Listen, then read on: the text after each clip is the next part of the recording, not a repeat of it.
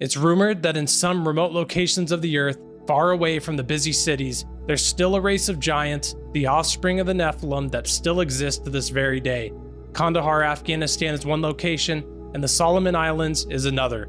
Today we'll look at the Solomon Island Giants. The Solomon Islands is a sovereign state located in Oceania to the east of Papua New Guinea. The state includes 6 major islands and over 900 smaller islands. The capital, Honiara, is located on the island of Guadalcanal, which became a famous battleground between US and Japanese soldiers in what is now known as the Solomon Island Campaign of 1942 to 1945. The remote islands were left undiscovered to the rest of the world, inhabited only by an indigenous people who had lived on the islands for thousands of years. In 1568, a Spanish explorer by the name Alvaro de Medina became the first European to discover the islands, navigating the oceans from Peru. After discovering the islands, Alvaro named them the Islands of Solomon, with the belief that he had found gold, and not just any gold, but the place where the biblical King Solomon obtained the gold for his temple in Jerusalem. Rumors of such an important find reached explorers in other lands, and in 1595 and 1606, more Spanish expeditions set out to uncover the truth. The discoveries of gold reported by Medina were never verified back then, but in more recent times, companies have managed to mine a large amount of gold from the islands. There is thought to be a substantial amount of gold still buried throughout the land. The native people who have inhabited the Solomon Islands for thousands of years have passed down traditions and oral stories of giants living in the land, much like many other cultures from around the world. And these people living on the islands still believe that these giants exist today, and that they're living in caverns in the earth, in caverns in the islands that connect to the islands, where the giants don't even have to get out to see the light of day if they don't want to. Here's the testimony of Marius Borium, a helicopter pilot who lived on the Solomon Islands, heard many stories about the giants, and claimed to have encountered them himself. Marius Borium lived and worked in the Solomon Islands as a helicopter pilot and engineer before marrying one of the natives. He learned more about the islands and the indigenous people, as well as the folklore surrounding them. He learned about the Solomon Island Giants, which supposedly inhabited the caves throughout the islands. The Solomon Island Giants were said to be over 10 feet tall, with evidence that suggests the giants can grow much taller. The surprising features of the Solomon Island Giants are similar to other creatures around the world, like Bigfoot and the Mongolian Almas. They have very long black, brown, or reddish hair, bulging double eyebrows, red eyes, flat noses, and large mouths. There are thought to be 3 different species of giants, the largest over 10 feet tall, with another being smaller, and the third smaller still, but still bigger than a human. This helicopter pilot, Marius Borium, wrote a book titled The Solomon Island Mysteries, and here's a quote from that book.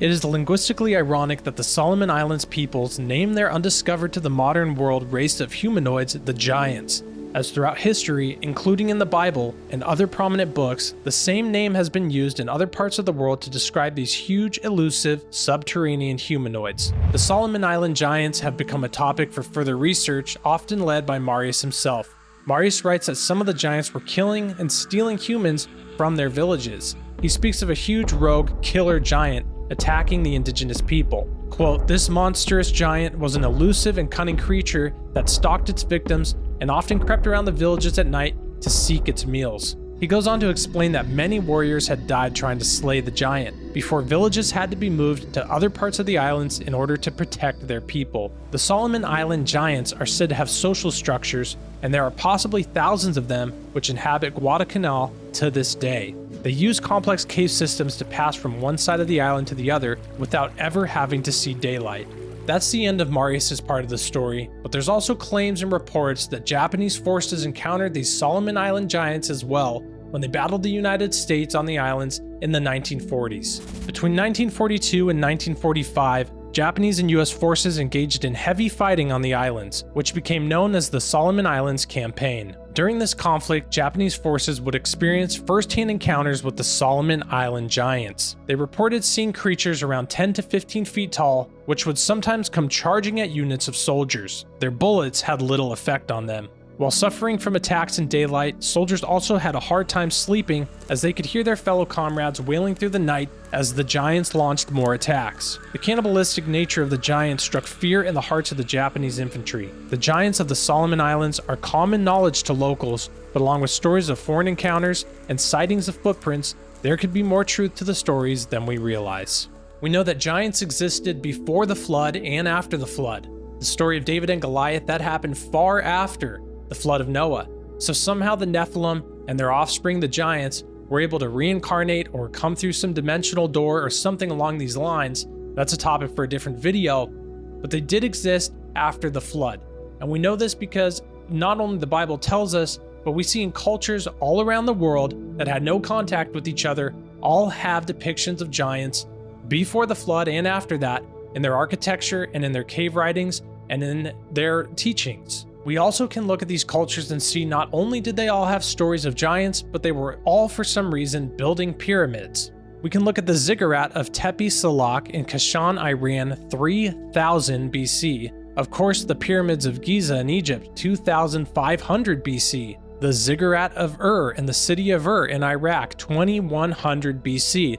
Those areas are all close to each other, so you could make the theory that they somehow saw or had contact with each other and made those. How about the Qinshi Mausoleum in Xi'an, China, 210 BC? Or the Pyramid of the Sun in Teotihuacan, Mexico, 100 AD. And lastly, the Praying Temple Kolkir in Cambodia, 940 AD. So not only did all these cultures have stories and depictions of giants, they all for some reason were building pyramids, showing that somehow something was going on in the earth in those days where these things were all connected, but they had no contact with each other. And that's the proof of the fallen angels and their mingling with men that existed in the earth back in those days, as told to us in Genesis 6:4. There's quite a few verses in Bible prophecy that make me wonder, are the Nephilim and their offspring returning again in the last days? And two of those that I'll mention now is in Revelation 9. We're told that there will be an army of 200 million strange things, creatures, horsemen, that will be a plague that will kill 1/3 of man. We don't know what they are. They've got strange attributes to them. They could be some type of Nephilim offspring that is brought back to life for the last days deluge of war that is brought upon the earth. Another verse that would back up that theory would be Luke 21:26, talking about in the last days, men will faint from fear and anxiety over what is coming upon the earth, for the powers of the heavens will be shaken.